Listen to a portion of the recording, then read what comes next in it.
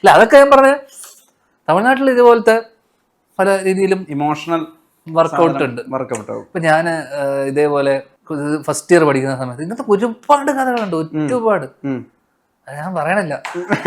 ഇതേപോലെ തിയേറ്റർ നമ്മള് ക്ലബും ഇതിനകത്ത് നിന്നൊക്കെ ക്ലബിൽ നിന്നൊക്കെ എല്ലാ ദിവസവും വെള്ളിയാഴ്ച നീ പോയാൽ മതി, വെള്ളി ശനി ഞാനൊക്കെ ആരെങ്കിലുമൊക്കെ സെറ്റാവും. കാരണം അന്നൊക്കെ ഇന്ന് ഇൻസ്റ്റാഗ്രാം ഉള്ള പോലെയോ എന്നുള്ള ഫേസ്ബുക്കോ അതൊന്നും ഇല്ലല്ലോ. അപ്പൊ ഈ ഹുക്കപ്പും അല്ലെങ്കിൽ ഈ പറയുന്ന സംഭവമൊക്കെ ഈ ക്ലബിലും ഇതിലൊക്കെ ആണ് നടക്കുക. ഫ്രണ്ട്സിന്റെ ഫ്രണ്ട്സ്, കോമൺ ഫ്രണ്ട്സ്, അവര് ഇത്. പിന്നെ സിംഗിള് അങ്ങനത്തെ സാധനം, കമ്മിറ്റഡ് എന്ന് പറഞ്ഞ സാധനമൊന്നുമില്ല. നിനക്ക് ലവ് പ്രേമുണ്ട്, നിനക്ക് കമ്മിറ്റഡ് സിംഗിൾ ആണെന്നൊന്നും ചോദിക്കൊന്നുമില്ല. ഒരു ഇഷ്ടം തോന്നുന്നു, ഒരു ഇത് പോകുന്നു, ഒരു 1-2 ദിവസങ്ങൾ അല്ലെങ്കിൽ ഒരാഴ്ച കഴിഞ്ഞു, ഡേറ്റ് ചെയ്തു, പരിപാടി കഴിഞ്ഞു, അടുത്തയാള്.